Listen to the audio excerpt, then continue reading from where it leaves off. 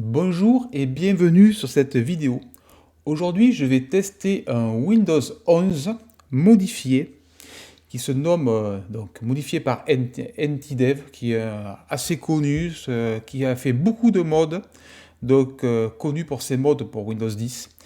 Et là, ils viennent de faire un petit mod sur Windows 11 Pro, qui est écrit d'ailleurs là. Et ce mode s'appelle Tiny, donc c'est Windows 11 Tiny, et qui est donc une version entièrement modifiée et qui a pour avantage d'être beaucoup plus légère et où il a supprimé tous les bloatware. Je viens de voir que soit dans les commentaires, c'est des spams qu'il y a, mais bon, ça me fait rire. Hop, on va voir. Mais voilà, donc, sous Windows 11, le gros avantage, donc, comme je disais, aucun bloatware. Mais au bloatware, aucun, ça veut dire qu'il n'y a rien d'installé nativement. À part la calculatrice, le terminal et le Microsoft Store. Il n'y a même pas Edge. Oui, oui. Le fameux navigateur dont Microsoft nous vante les mérites et nous disent surtout qu'il ne peut pas être retiré de Windows parce qu'il fait partie intégrante du système. Là, il a été bien supprimé et désactivé. On peut bien sûr, via le Microsoft Store, le réinstaller. D'ailleurs, d'avoir un OS qui n'a rien installé, c'est bien pratique parce qu'on installe ce que l'on a besoin. Donc il suffit de se rendre sur Internet Archive avec sur le repo de NTDev. Donc. Je mettrai bien sûr le lien en description directement sur la bonne page. Il faut être logué sur le site de Internet Archive pour pouvoir voir les fichiers. Rien de bien méchant. Internet Archive est surtout connu pour un point d'un site web et un peu remonter dans le passé avec des snapshots pris à intervalles réguliers, une fois par mois généralement. Et permet de remonter au début des sites web, c'est assez rigolo. Ou s'il y a des sites web qui ont été supprimés, par exemple, je sais pas, matériel.be qui a été supprimé, on peut revoir, remonter à l'an 2000 pour voir à quoi ça ressemblait à cette époque-là. Donc ils sont surtout connus pour ça, mais c'est aussi un endroit où on peut stocker des fichiers. Et là, il en a profité pour stocker des ISO donc, de Windows Tiny 11. Donc B1 c'est bêta 1, B2 c'est bêta 2, donc nous on va prendre la bêta 2. Donc si vous avez un PC récent avec TPM 2.0 et au moins un processeur qui est compatible Windows 11, typiquement un Intel de série 8000, vous pouvez prendre le B2 ISO. Moi, je vais le tester sur un bon vieux i5 4430, donc pas du tout compatible avec Windows 11. Et je vais donc utiliser la version qui est là, la No6Rec. La No6Rec, c'est une version juste patchée pour éviter qu'il nous embête avec TPM ou Secure Boot ou la version du processeur, en gros. Donc en gros on peut l'installer comme si c'était un Windows 10, il ne nous embêtera pas. Ça, c'est vraiment pour les vieux PC. Ils ne sont pas si vieux que ça, parce que imaginez, on a un Ryzen 1700X, 8 cœurs 16 threads, qui est assez puissant, et le truc n'est pas compatible. Ils ont fait n'importe quoi. Bref, donc je télécharge cet ISO, je le mets sur ma clé USB de chez Ventoy, pour pouvoir booter dessus, et je vous fais l'install en live, et après on regarde quel gain on a sur la mémoire, sur la taille disque, et bien entendu les applications qui sont livrées avec, soit pas grand chose au passage. Allez, on se retrouve dès que c'est installé. Donc au démarrage du PC, je choisis donc ma clé USB pour pouvoir installer Windows. Je choisis donc mon Windows Tiny qui doit traîner par là, Windows 11 Tiny B2. Hop, j'appuie dessus. Je démarre.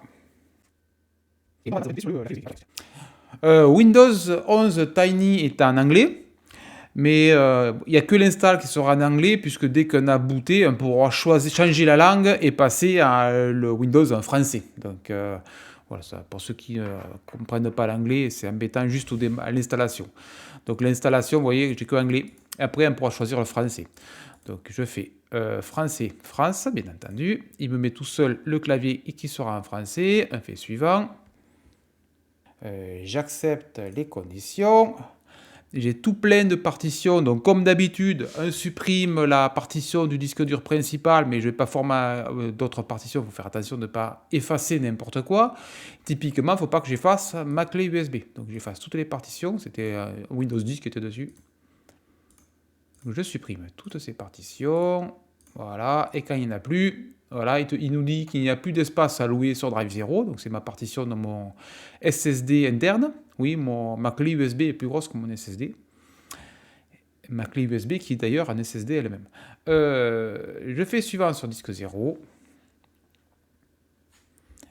Et on attend que le PC reboot. Je n'ai pas branché la carte réseau pour éviter qu'il veuille qu'on se connecte à un compte Microsoft. D'ailleurs, sur la toute dernière version de Windows 11, ils nous obligent à nous connecter sur un compte Windows, Microsoft, même s'il y a un petit contournement pour éviter de faire ça. Bon, je reprends dès que le PC a rebooté, en fait. Le PC vient juste de redémarrer, donc il demande quelle est la région, donc il est bien en France. Il a fait tout seul, je pense. Quel est notre clavier? Donc il me l'a demandé tout à l'heure, mais il le redemande là. Oups, je vais un peu trop vite. France, bien entendu, oui. Je ne veux pas ajouter un nouveau clavier, le France me suffit. Je n'ai pas Internet. Je continue avec une édition limitée. Je mets mon nom.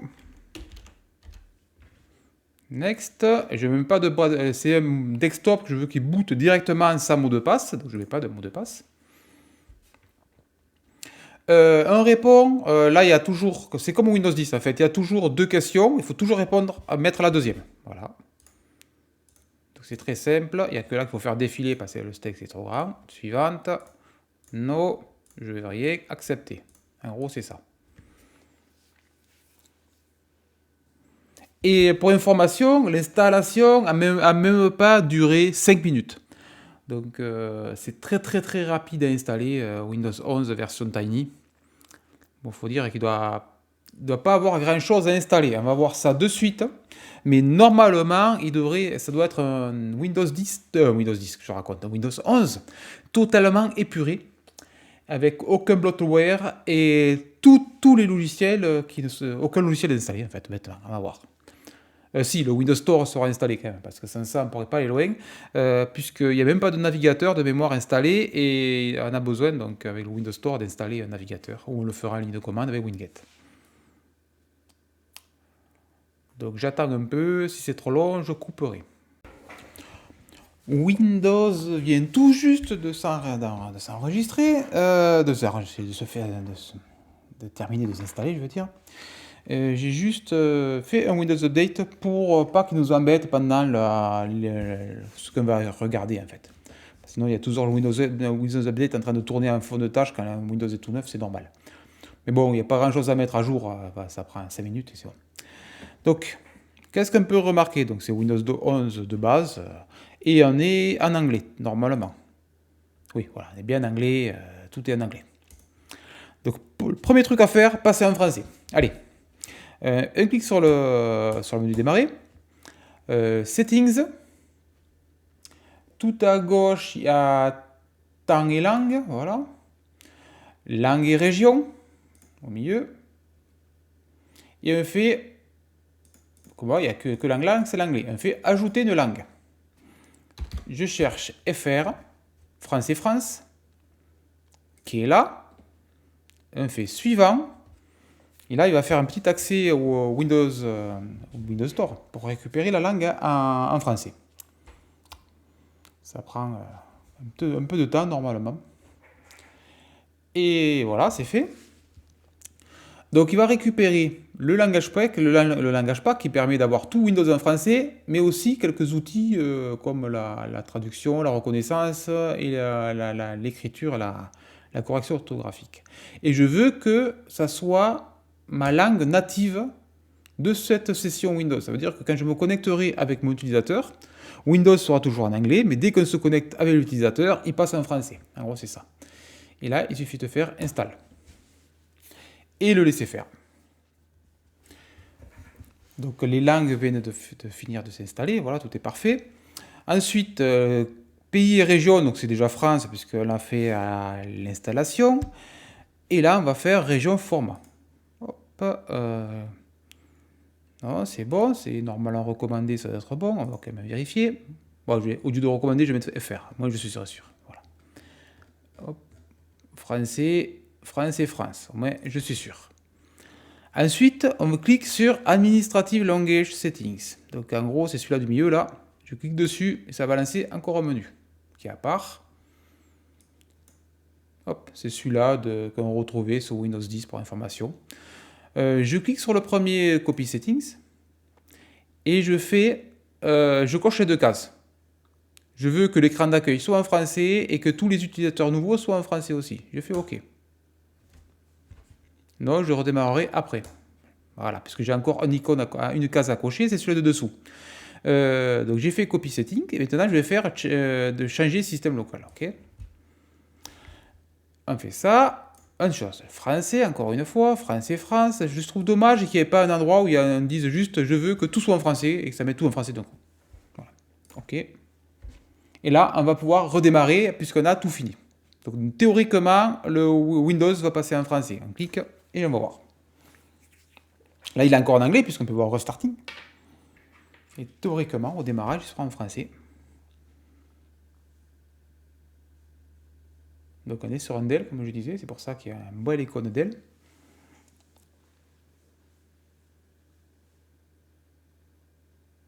Et au moins on profite de l'écran. Voilà, bienvenue, il est bien passé en français. On va voir si Windows est en français, mais normalement oui. Et on profite de la vitesse de démarrage qui est très très rapide pour un PC qui est assez vieux, avec donc un Intel de 4e génération, un Intel 4000. Et bien sûr, il y a une SSD, il n'y a pas de miracle, un disque dur mécanique, c'est totalement nul à notre époque. Je proscris totalement un disque dur mécanique. Tous les PC que j'ai, ils ont tous des SSD, je ne reviendrai jamais sur des disques durs mécaniques. Donc, voilà, donc on est en français, je pense. Oui, voilà, il est tout en français, il est parfait.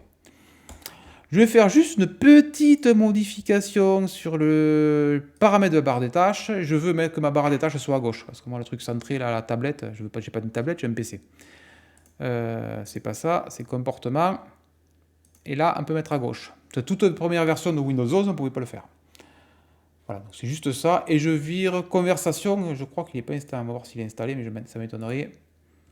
Non, voilà, je fais voir, j'en profite. Bloc-notes, calculatrice, caméra, éditeur vidéo, Microsoft Store, outil de capture d'écran, Paint, les paramètres, bien sûr, c'est n'importe quoi faire, passe-bête, photo et la prise en main Cansolog. Voilà les seuls logiciels qui sont installés. Il n'y a aucun truc avec des Spotify, avec des liens vers des trucs payants. Il n'y a aucun autre logiciel, genre des Cortana ou, je sais pas moi, OneDrive, même Edge qui n'est pas installé. Voilà. Il n'y a vraiment rien d'installé. Il n'y a aucune pub, rien. Vous voyez, le Windows, il est neuf. Il a un dirait qu'il y a, ben voilà, c'est une version minimale de Windows. Donc je vais juste, voilà, j'ai un profil dans la barre des tâches. Recherche, je vais le laisser parce que j'aime bien. Quoique même, ça sert un peu à rien, puisque quand on clique là, on a accès à la recherche là. Par exemple, le terminal, voilà, la recherche marche. Là. Donc je ne vois pas l'intérieur de la voir en bas. Allez, on va l'enlever. Hop, j'enlève. Vue des tâches. Ça, c'est pour faire ça. Sauf que moi, je fais toujours, j'ai l'habitude de le faire depuis des années, depuis Windows 95, la touche Windows D qui permet de réduire et d'augmenter. Donc, cliquer, bon, pourquoi pas, vous pouvez le laisser parce que ça prend pas beaucoup de place. Mais bon, moi je l'enlève. Les widgets, j'en ai pas besoin. Et conversation, j'en ai encore moins besoin. Voilà, parfait. Bon, après, il faut regarder, afficher un truc rechange, je ne veux pas. Bref, c'est un détail. On revient là. Vous voyez, rien installé. Qu'est-ce qu'il dit mise à jour, OK. OK, il a mis à jour les devices. Oh, c'est la carte de capture qui doit avoir le son. C'est pour ça que j'ai pas de son actuellement, mais vous l'aurez puisque ça enregistre le son. Bon, après, je peux entendre biper. Donc, gestionnaire des tâches, on va voir de suite un truc. Là, c'est les tâches qui sont en train de tourner. Bon, il y a toujours quelques-unes. Il y a un reste Windows. N'est pas un Windows le super light de 300 Mb de RAM consommé. Voilà, on est à 1,8 Go. Ah, c'est en train de baisser. Hop, sur fabrique. Là. On est à 1,9 Go de RAM consommé. Un peu optimisé. Oui, un peu optimisé, en supprimant encore quelques services. Le minimum que j'arrive à descendre, c'est 1,6 Go. Voilà, en gros. C'est rigolo ce bug. Ah, ça y est. Il y avait un bug, il était coupé en deux, le truc, là. Emplacement RAM, ok. Il nous dit qu'il y a deux cartes, deux barrettes de RAM. Ok, je n'ai jamais fait gaffe. Bon, après, j'ai l'habitude de Windows 10 plutôt que de Windows 11. Donc, 1 Go 9, revenons là-dessus. 1 Go 9 de RAM consommé au démarrage. Un Windows 10 9, sans rien avoir touché, optimisé, c'est 2 Go 5. Et un Windows 11 9, sans rien avoir optimisé natif, c'est 3 Go 3. Attention, c'est des Windows tout neufs, ça veut dire rien installé.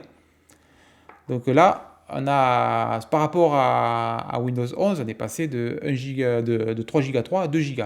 Et encore, si je redémarre, vu que j'ai gratté quelques trucs comme les outils de barre de tâches, il a dû faire un peu de cache.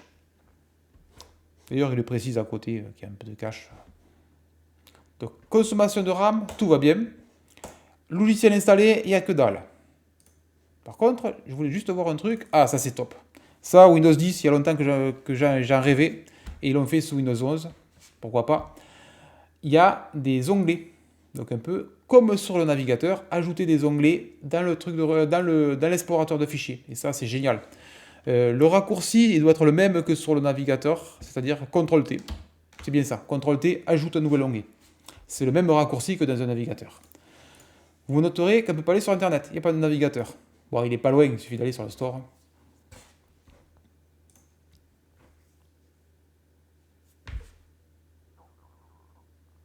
Je précise que le PC, ce n'est pas un poudre de guerre, c'est normal que ce soit un peu lent. Donc là, si je fais Firefox, il doit le trouver sans problème. Voilà, il est là. Vous pouvez installer Edge, bien sûr, si vous voulez revouler Edge, pas de problème. Par contre, une fois qu'il s'est installé, je ne pense pas qu'on puisse l'enlever, il faudra faire attention. Mais moi, je mets toujours Firefox, donc ça me va très bien. On clique là, on le récupère avec le store, ou méthode alternative, que vous connaissez si vous avez vu mes vidéos, on lance en terminal, exécuter en tant qu'administrateur, bouton droit, je veux l'installer en tant qu'administrateur. Si vous ne faites pas administrateur, il va le demander juste après. Donc, on est sur le nouveau terminal. Pareil, CTRL-T, des onglets. Oups, CTRL-T qui ne marche pas, tiens, c'est curieux. Ah non, il n'est pas pris en compte. Tu vois, vous voyez, c'est pas... ils n'ont pas mis ça partout pareil. Donc explorateur CTRL-T, navigateur Edge CTRL-T, et là, CTRL-T, il ne fonctionne pas, il faut cliquer sur plus. Bon, c'est pas bien grave. Donc ce que je disais, on fait winget, install, c'est comme si vous avez l'habitude de Linux, c'est exactement pareil. Hop, et j'installe Mozilla Firefox. C'est exactement pareil que de passer par le Microsoft Store. C'est juste une méthode alternative. Et bien sûr, faites la version que vous voulez. Voilà, je vais faire voir que ça marche très bien. D'installer. Oui, il s'installe tout seul en fond de tâche. L'avantage de passer par Winget, on peut faire un export de tout ce qui est installé et réimport sur notre PC. Il réinstallera tout en paquet, tout en bulk et ça va 100 fois plus vite. Voilà, c'était juste pour vous faire voir. Et là, on a bien notre navigateur qui est apparu. Tout va bien. Donc, je vais quand même rebooter pour voir la consommation de RAM minimale au reboot. Parce que, hop, je reboot. Je fais ça, je regarde la consommation minimale de RAM. J'utilise le petit outil pour optimiser les services qui tournent. Je reboot et on vérifie la RAM. Et après, on aura fini la vidéo. Mais en tout cas, cet OS me plaît bien. Juste par le fait qu'il n'y a rien installé et que c'est à nous de choisir ce qu'on veut. C'est pas à Microsoft de choisir à notre place. On attend qu'ils finissent de booter. On va gestionnaire de tâches. On le met en plein écran. On va sur performance, mémoire. Voilà. On attend qu'il se stabilise. Mais vous voyez, je vais juste démarrer 1 Go 4. Si on fait pareil sur un Windows 11 fraîchement installé, sans rien faire, un reboot, et on a 3,3 Go. C'est simple. Vu que je vous ai déjà fait voir comment on fait les faire sur une précédente vidéo, je le fais en version extrême rapide. Voilà, je le fais en voix off, donc c'est normal, parce que donc je compresse la vidéo par 8, et comme ça, vous voyez ce qui ça se donne. Voilà, le PC reboot, et on a notre petit tool d'optimisation qui est passé par là. Et on va voir immédiatement combien on a de RAM consommée. Ça ne devrait pas changer, théoriquement, parce qu'on va voir en pratique. Ce truc se lance toujours en tout petit, donc il faut le mettre en plein écran, performance, mémoire, et surprise, 1 Go 3, on a quand même gagné un petit peu. On a gagné 100 mégas, c'est toujours ça de prix.